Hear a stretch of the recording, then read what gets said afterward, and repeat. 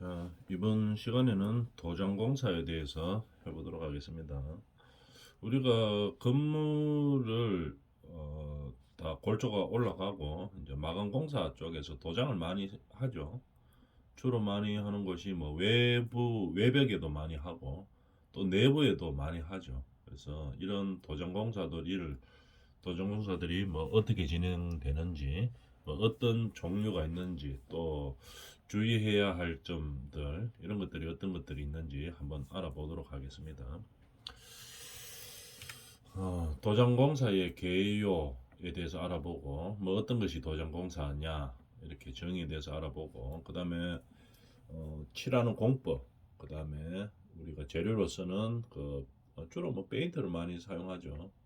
그런 도료들의 종류가 뭐 어떤 것들인지, 그 다음에 뭐 용어는 어떤 것들을 쓰는지, 이런 거에 대해서 알아보는 시간을 가지도록 하겠습니다. 자, 먼저 도장공사의 개요에 대해서 한번 볼까요? 어, 정의죠, 정의. 어떤 식으로 정의를 내리고 있나 한번 봅시다. 한번 읽어볼까요?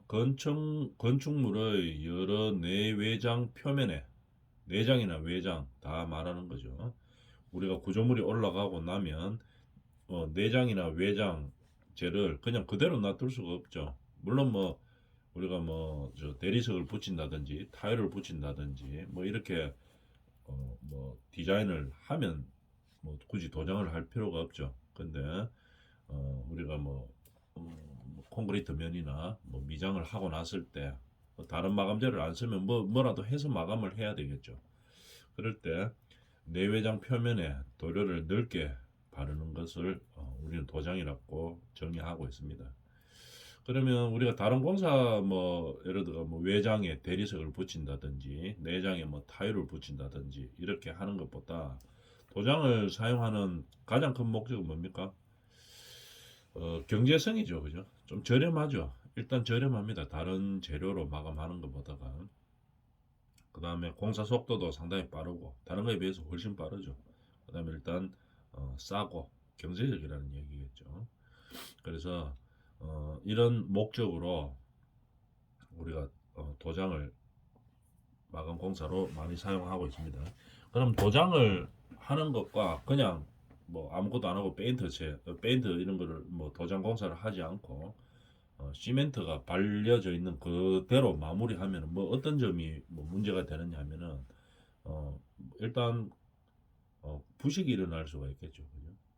부식이 일어날 수 있습니다. 그 다음에 원형대로 뭐 내구성이 떨어지겠죠. 아무래도 우리가 뭐 저 미장이나 콘크리트 구조물 그냥 그대로 놔두는 것보다는 그 위에다가 도장을 하면 어떻게 됩니까? 부식도 방지할 수 있고, 그 다음에 일단 뭐 내구성, 물이 와도 만약에 비가 온다든지 외부에 이렇게 했을 때 뭐 칠이라도 안 돼가 있으면 우리가 내구성이 좀 떨어질 수가 있겠죠. 물 침투도 많이 일어나고 내수성 때문에도 도장을 많이 하고. 그다음에 또 일단은 우리가 그냥 놔두는 것보다는 일단 디자인적으로 좀 뛰어나죠. 색채나 광택이나 뭐 이런 면에서 좀 뛰어납니다. 그다음에 파손으로부터 보호도 할 수 있고 이런 여러 가지 목적에서 이제 도장을 사용합니다. 그래서 부식의 방지와 건축물을 말하는 거겠죠. 부식의 방지와 보존을 도모하며 아름답게 장식을 하기 위해서 하는 공사를 도장 공사라고 한다. 이런 얘기입니다. 그 다음에 이 도장이 최종 마무리죠. 그죠? 최종 마무리 공사입니다. 그래서 작업 시에 조건에 따라서 뭐 예를 들어서 도장 공사할 때 제일 나쁜 조건이 뭐겠습니까? 일단 뭐 비가 오면 안 되겠죠. 그 다음에 너무 그 비가 오면은 뭐 작업을 해주면 안 되겠죠. 주로 뭐 수성 페인트라든지 뭐 유성 페인트를 사용하지만 그래도 우리가 습기가 너무 많은 상태, 그러니까 비가 오는 상태에서 작업을 해주면 안 되겠죠. 뭐 내벽은 관계없지만 외부 쪽은 그렇게 하면 안 됩니다. 또는 뭐 기온도 중요하겠죠. 이게 마무리이기 때문에 최종 마무리이기 때문에 예를 들어서 뭐 너무 더운 날 우리가 도전 공사를 해가지고 뭐 균열이 간다든지 재료에 균열이 가가지고 크랙이 발생한다든지 아니면 아예 뭐 접착이 잘 안 돼가 떨어진다든지 박리 현상 이런 거는 뭡니까? 아주 추운 날 공사했을 때 도장 공사했을 때 발생하는 현상이겠죠. 그래서 균열이 발생한다든지 뭐 또 더 심해가지고 박리가 된다든지 이런 게 발생하면 이게 최종 마무리이기 때문에 다시 해야 되죠. 보기가 너무 싫습니다. 그 다음에 뭐 성능도 떨어지고 뭐 내수성이나 내구성이나 내구성 이런 성능이 너무 떨어지기 때문에 다시 해야 되는 그런 문제가 있죠. 다른 걸로 어떻게 커버를 할 수가 없죠. 최종 마무리 공사가 아니면 그 다음 공정에서 뭐 어떻게 보존을 좀 시키고 이렇게 하면 되는데 도장이 항상 마무리 공사기 최종 마무리이기 때문에 공사 작업할 때 기후 조건이라든지 뭐 온도 조건 이런 것들을 잘 선택해서 해야 되겠죠. 너무 춥거나 덥지 않고 그다음에 뭐 비가 온다든지 아니면 뭐 바람이 너무 빨리 많이 부는 날이라 가지고 너무 급속하게 건조되는 그런 상황이라든지 이런 상황이 되면은 작업하면 안 되겠죠. 그죠? 그래서 작업할 때에 공사 조건, 특히 기후 조건에 의해서 어떤 결함이 발생하지 않도록 그런 날짜들도 잘 선택을 해줘야 되겠죠. 그래서 뭐 균열이라든지 박리 등의 결함이 발생하지 않도록 해야 되는 그런 상황입니다. 그러면 도장공사의 목적은 아까 이야기했었죠. 미화, 이제 디자인적으로 색채라든지 광택이 일단 뛰어나죠. 그냥 다른 재질로 뭐 하는 거 하면 더 좋은 것들도 많이 있습니다. 도장보다는. 그렇지만도 이제 비용적인 면이라든지 뭐 공사 기간을 절감시켜 줄 공기를 단축시켜 줄 수 있기 때문에 그냥 구조체로 놔두는 것보다는 훨씬 더 예쁘죠. 그래서 미화적인 목적 또 그다음에 구조물을 보호하는 목적 뭐 부식이라든지 침식 파손으로부터 보호하는 거죠. 그래서 내수성이라든지 내구성 매우성 이런 것들을 부여해 주는 거겠죠. 건축물에다가 어떤 성능을 부여해 줄 수 있습니다. 그런 목적으로 하는 거죠. 자, 그래서 도장공사의 개요에 대해서 한번 알아봤습니다. 그러면 우리가 도장을 할 때 그럼 뭘 사용하느냐 이 말이죠. 무엇을 사용하느냐?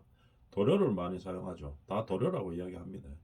근데 그럼 우리가 주로 많이 알고 있는 것들이 뭡니까? 페인트죠, 페인트. 보통 일반적으로 뭐 수성 페인트하고 뭐 유성 페인트하고 이렇게 많이 사용하죠. 일반적으로 사용하는 것들이 그런 페인트나 에나멜과 같이 고체 물질의 표면에 칠하는 거죠. 그죠? 표면에다가 칠해서 어떤 막을 형성하죠. 페인트 같으면 우리가 뭐 고체물인 철근 콘크리트 물 또는 뭐 담장 이런 데다가 위에다가 칠하게 되겠죠. 칠하고 나면 뭡니까? 막을 형성하죠. 그래서 이 막이 형성돼 가지고 고조체를 보호하는 겁니다. 그래서 이런 재료들을 도료라고 이야기하죠. 그다음에 그러면 재료의 뭐 용어나 기능에 대해서 한번 간단하게 보면 안료라고 하는 것은 여기다가 이제 어떤 것을 태우는 거겠죠. 뭐 예를 들어서 이거 보면 지금 뭐 빨간색도 있고 노란색도 있고 초록색도 있고 이제 이렇죠. 그래서 어떤 도료에다가 태우는 겁니다. 색상이나 뭐 중량 효과를 위해서 태우는 거겠죠. 그래서 태워주면 이렇게 뭐 색도 바뀌고 이제 그렇게 하는 겁니다. 그래서 섞어주는 재료가 안료입니다. 그 다음에 전색제는 돌의 주성분이 되는 뭐 보일류, 아마인류, 합성수지, 천연수지 등을 말하는 겁니다. 그걸 갖다 전색제라고 이야기하는 거죠. 돌의 주성분이 되는 거를 말하는 겁니다. 그 다음에 용제는 뭐냐면은 우리가 칠을 할 때 이 도료를 가지고 칠을 할 때 물기가 중요하죠. 너무 뻑뻑하면 잘 안 칠해집니다.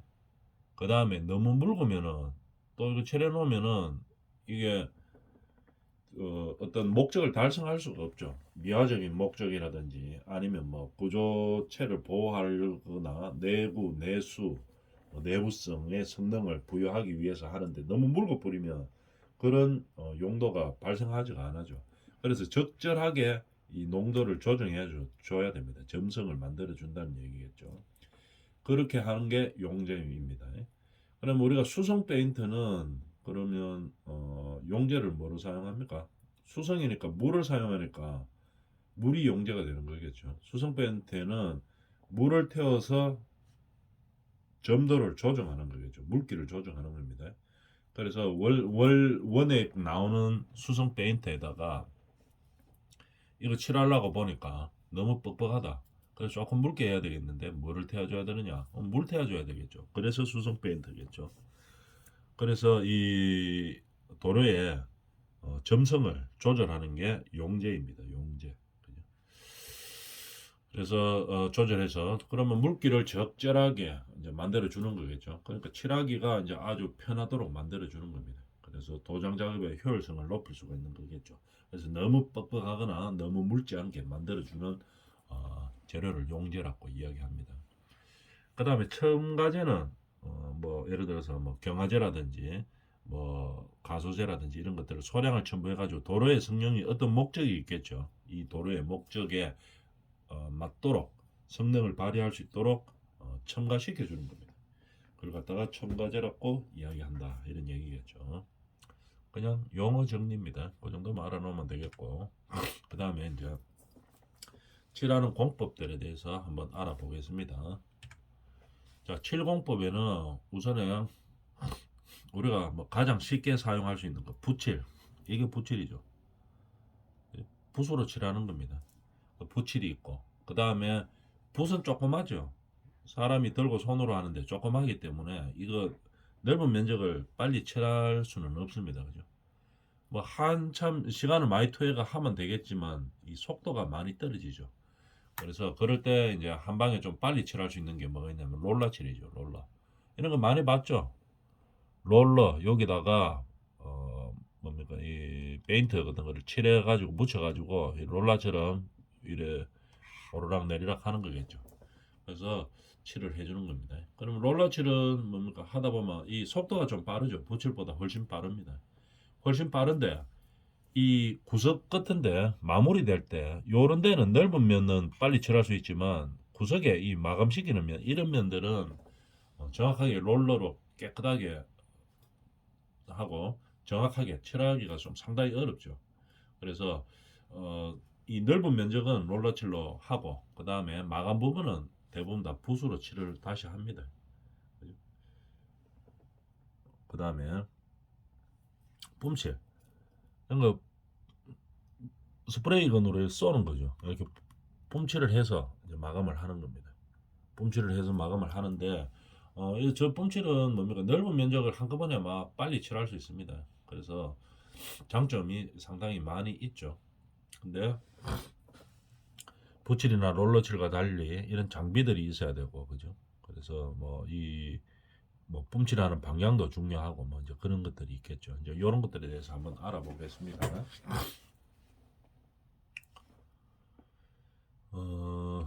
자, 붓칠공법에 대해서 하나씩 보면 붓칠공법 붓으로 사용하는 각종 이게 다 붓이죠. 근데 목적에 용도에 따라서 사용되는 붓들이 여러 종류 있습니다. 그래서 그 용도에 그 사용하는 용도에 맞도록 그렇게 이제 해야 되겠죠. 좁은 붓도 있습니다. 좁은 통솔, 요수 요까지가 붓이 좀 적은 형태로 되어 있는 거. 그다음 둥근 솔도 있고 빛처럼 생겨 빗솔도 있고 그죠? 바니시 칠할 때 사용하는 바니시용도 있고 수성도료용 조금 넓네요. 좀 넓어서 넓은 면적을 한꺼번에 빨리 좀 칠할 수 있는 그런 형태이죠. 그래서 이 용도에 맞게 붓을 가지고 칠을 해줘야 되겠죠. 한번 읽어볼까요? 붓으로 사용하는 각종의 틀이 구성하는 모세관 내에 도료를 머금게 하고 여기 발라서 조금 머금게 한다 이 말이겠죠. 그 붓을 피도면에 묻혀 상하로 움직이면서 모세관 내로부터 도료를 방출시키는 것과 동시에 붓에 따라 페인트 피막이 일정한 두께로 고르게 퍼지도록 한다 이 말이겠죠. 우리가 붓칠하는 거는 뭐 여러분들도 많이 해봐가 알 수 있을 건데 우리가 붓으로 갖다가 이렇게 칠을 하다 보면은 뭐가 좀 어렵나 하면은 일정한 두께로 바르는 게 좀 힘들죠. 그죠? 그래서 가장 우리가 이 일정한 두께로 정확하게 나오려고 하면은 보통 이 붓에다가 뭐가 있어야 됩니까? 그 페인트 양 조절하게 돼가 있는 그 세레바퀴처럼 생긴 거 있죠. 세레바퀴처럼 생겼는데 이 페인트를 이렇게 닦아주면은 페인트 물을 적당하게 좀 빼줍니다. 여러분들 봤는지 모르겠는데 그런 세레바퀴처럼 생긴 거기다가 이 페인트 붓을 갖다가 페인트 묻혀가지고 요렇게 젖으면은 중요한 거는 요 붓에 너무 많은 페인트가 묻어 있으면 어떻게 됩니까? 처음에 칠할 때, 처음에 바를 때 너무 두껍게 발리죠. 그 다음부터는 뚝뚝 떨어지고, 처음에는 막 떨어지고, 그 다음에는 이제 페인트가 다 닦였으니까, 그 다음에는 또 약하게 칠해지고, 이렇게 됩니까? 그래서 적정량이 요 붓에 묻어 있어야 되겠죠. 페인트의 적정량이. 그거를 조절하는 게 뭐, 쓰레바퀴처럼 생긴 거, 그거, 건조상이나 저 페인트 가격 가면 팔죠. 그래서 이 페인트 양을 붓에 묻히는 적정량 묻히는 그런 통이 있습니다. 그게 제일 중요합니다. 칠할 때 깨끗하게 하려고 하면은. 그래서 거기다가 이제 일정량이 요 페인트 일정량이 붓에 일정량이 묻어야지 칠을 할 때도 두께가 똑같이 고르게 나옵니다. 그래서 참고해 놓도록 합니다. 솔칠은 가장 일반적인 방법이죠. 그죠? 일반적인 방법입니다. 그런데 이 붓칠하는 것도 상당히 좀 힘들죠. 왜 힘드냐면은 넓은 면을 한 방에 칠할 수가 없습니다. 그리고 두께가 또 일정하게 좀 나와야 되기 때문에 붓칠하는 게 좀 많이 힘들죠. 그것도. 그러면 대충 하는 거야 쉽지만은 전문가들처럼 일정한 두께로 쫙 나오게 하는 게 좀 힘듭니다. 넓은 면적이기 때문에. 그래서 뭘 하느냐? 롤러칠을 하죠. 롤러를 하는데 그러면 롤러칠 이거는 일정 두께로 하는 게 붓칠보다 훨씬 더 어렵습니다. 넓은 면을 이래 빠른 속도로 롤러로 지나가기 때문에 약간 어느 정도 숙련이 필요하죠. 그리고 또 단점은 뭐냐 하면은 이 넓은 면을 이제 빠른 시간 안에 이래 롤러로 왔다 갔다 하기 때문에 뭐 칠하기는 쉽습니다. 넓은 면을 칠하기는 쉬운데 이 마감되는 최종 마감이기 때문에 구석구석에 깨끗하게 나오기는 못합니다. 일반적인 넓은 면은 이 롤러로 칠을 하고 나머지 요 구석 같은데 마감되는 부분들은 전부 붓으로 이제 딱 칠해가지고 마감을 해줘야 되는 그런 얘기겠죠. 근데 붓칠 공법보다 롤러 칠은 속도가 훨씬 빠르기 때문에 많이 사용합니다. 넓은 면에서 많이 사용하는데 두께를 일정하게 유지하는 게 훨씬 더 어렵습니다. 이제 붓질보다가. 여러분들 한번 실제로 롤러 한번 돌려봅니다. 밀어보면은 정확하게 잘 안 나옵니다. 어려워가지고. 그런데 뭐 자꾸 이제 뭐 늘 하던 사람들은 똑같이 쫙 나오지만 그래서 어, 일정한 두께를 하는 게 좀 어렵습니다. 특히 뭐 표면이 좀 매끈한 데는 그나마 좀 쉬운데 조금 울퉁불퉁한 데 있죠. 예를 들어 뭐 벽면에 미장이 딱 돼가 있다 이러면은 이거 칠하기가 좀 쉽죠. 일정한 두께로 쫙 나가기가 쉬운데 미장이 좀 안 돼가 있고 울퉁불퉁한 벽면 이런 데는 롤러칠 해도 잘 안 나옵니다 이게. 그래서 일정하게 누름을 주고 그러니까 누름이 정확해야 되겠죠. 누를 때 롤러를 갖다가 이 지금 밀고 있죠, 그죠? 밀고 있는데 어떤 데는 힘 주고 어떤 데는 힘 안 주고 이렇게 하면은 이게 일정한 두께로 안 나옵니다. 그래서 일정하게 힘을 딱 줄 수 있는 누름이 정확해야 되겠죠. 이렇게 어, 일정한 두께가 나올 수 있도록 그렇게 칠을 하는 게 롤러 칠입니다. 그죠? 일정한 누름으로 칠하고 균일하게 되도록 넓게 칠해야 되겠죠. 그죠? 한 방에 좀 넓은 면적을 칠하고 구석구석 칠할 때는 붓칠로 마감해줘야 된다. 이런 얘기입니다. 그 다음에 아까 우리 사전에서 봤던 뿜칠 공법 말 그대로 뿜는 겁니다. 스프레이 건 같은 걸로 이제 쏘는 거죠. 쏘는데 중요한 거는 쏠 때 이 건 같은 걸로 쏩니다. 밑에서 이제 압력을 쌓아가지고 밴드 같은 것들 또는 뭐 무늬코트 이런 것들이 이제 탄성 코트 이런 것들이 나오는 거죠. 나와서 쏘는데 요 이제 쌓아질 때 분사될 때 이 각도가 중요하죠. 그죠? 이렇게 원호로 이 하면은 편하죠.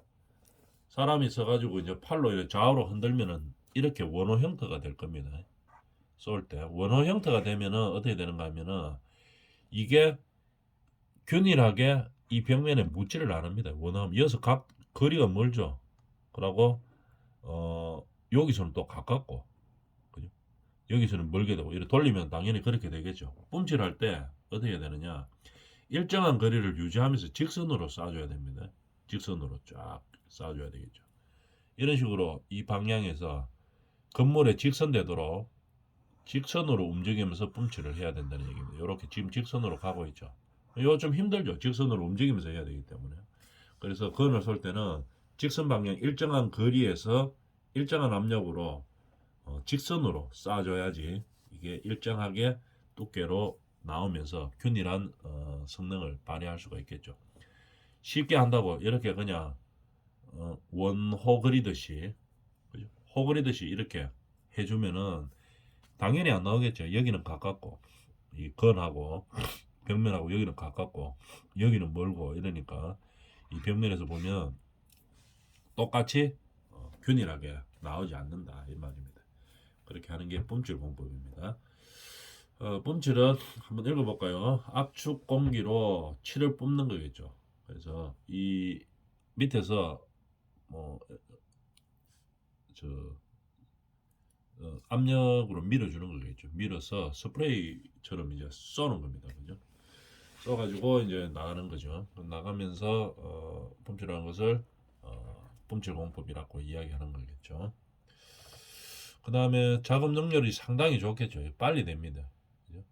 그 다음에 균등한 도면도 얻을 수 있습니다. 요것만 잘 지켜주면 호로 쏘는 게 아니고 이렇게 직선으로 건물 방향에 직선으로 쏴주면 도면도 빨리 얻을 수가 있습니다. 균일한 두께의 도면한다. 이 도장면을 빨리 이제 쉽게 얻을 수가 있는 거겠죠.